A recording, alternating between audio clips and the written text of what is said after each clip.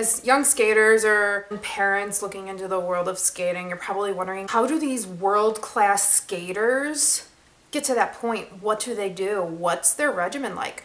So with skating, when you get up to that point, you need to, number one, make sure you're on the ice. And when you're on the ice, not only are you practicing skills and drills and just taking the time to warm up and make sure you're mentally and physically prepared for skating, but you also work on your program, you work on choreography, you work on hard jumps, more difficult jump combos.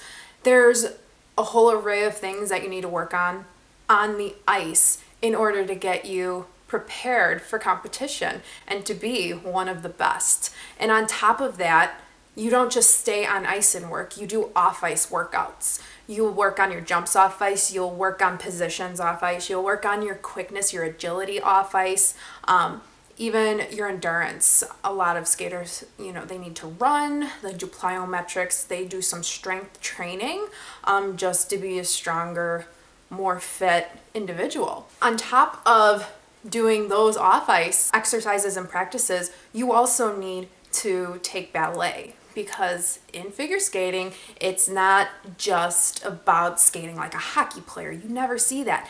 Every figure skater has grace to their skating. They skate beautifully. They have nice, beautiful arms, and you get a lot of that with ballet. How to hold yourself up, how to have the posture, all that comes from ballet. How to hold your arms in your hands, what position to hold your hand in.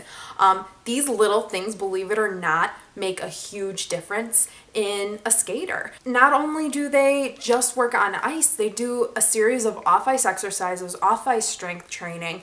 They do ballet. There's just so much to the skater, and this doesn't just take 3 hours in a day. Skaters are there all day. It's like going to a regular job. You get there early in the morning, you don't leave until the evening. So I watched an interview recently with one of the best coaches in the world, and she basically said that the skaters come in at 10 a.m. in the morning and they leave by 10 o'clock at night, and they just repeat that throughout the week. So these skaters are literally living at the ice rink. And on top of being a world-class skater, nutrition is huge. Making sure you're fueling your body with the proper foods so you can perform and perfect. There's also a lot of preventative injury exercises that skaters will do in order to keep themselves in tip-top shape to try to prevent injury. Literally, when you become a world-class skater, it becomes your life. That's kind of like the shortened version. We're not going to dig into exactly what they do because every coach is different.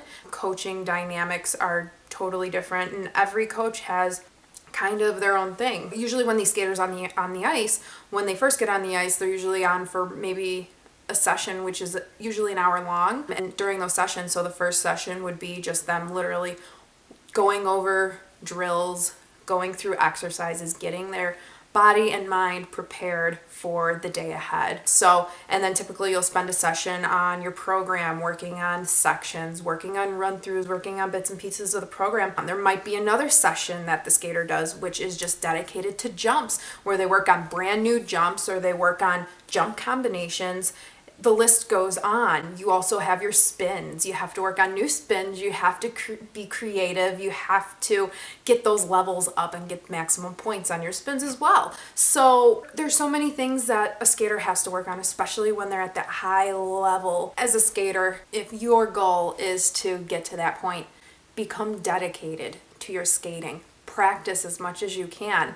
Don't injure yourself though. Practice and make sure you're doing the off-ice exercises and preparing your body and making sure your strength is up and everything is where it needs to be in order to prevent injury. That's also a big reason why we do a lot of strength training off ice, is just to make sure we do prevent injury. It's just like a runner. If you run, you're not just going to run 5 miles and not do any kind of other exercises to help you. As a runner, you probably do things like squats or lunges or some other type of exercises that will help and strengthen your ligaments and your muscles so your injury is prevented. Especially when you're skating, that is the big thing. Since you are on the ice so much doing these jumps, it's a lot of impact. You want to make sure that you're taking precaution and trying to prevent injury as much as possible. That's kind of like a tidbit on what goes on when you become that high level skater. You definitely have to do ballet, you have to do off ice, and then you have to do all of your exercising on ice. So with that being said, kind of a quick overview. Have a good day, guys. I'll see you next time, okay?